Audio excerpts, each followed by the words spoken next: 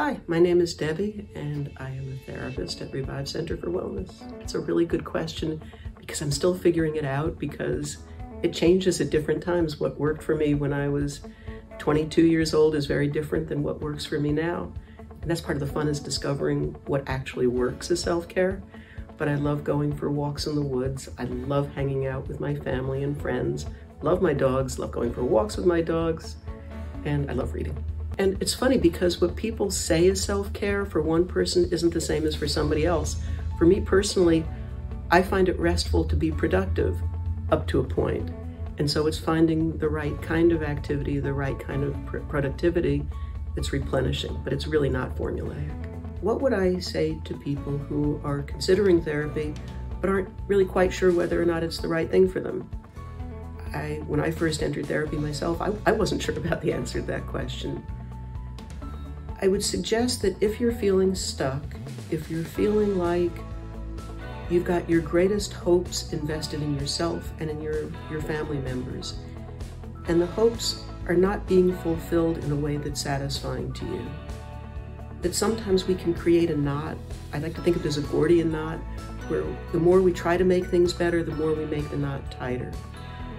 Therapy can help loosen the threads of that knot a little bit, so you can find a way to restore the hope and expectancy of good that you have in your own life and in the life of your family, where so many people find that their greatest hopes are just waiting to be fulfilled.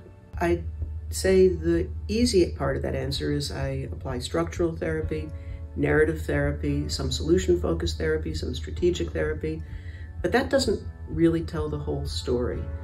That at the bottom line, at the end of the day, I use a strengths-based approach. I like to discover alongside my clients what their strengths are.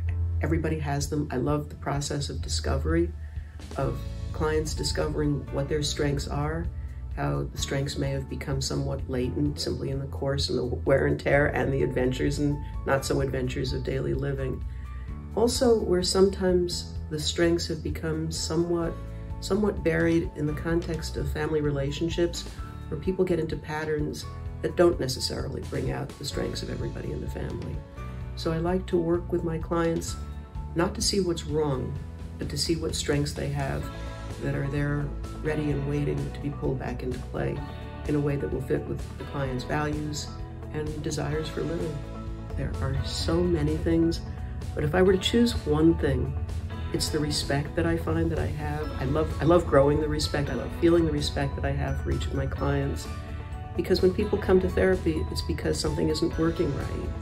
And when people come to therapy, that's indicative of the idea that they're trying to make things better, that they're open to change, and that they're by and large willing to try to change. And that's such a lovely quality. It's such an extraordinary time to meet people and be present in their lives. It's the community of extraordinary people.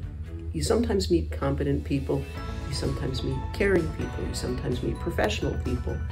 It seems that there is a community of people and therapists at Revive where they're all three combined with such remarkable consistency. It's really a privilege to be a part of that team.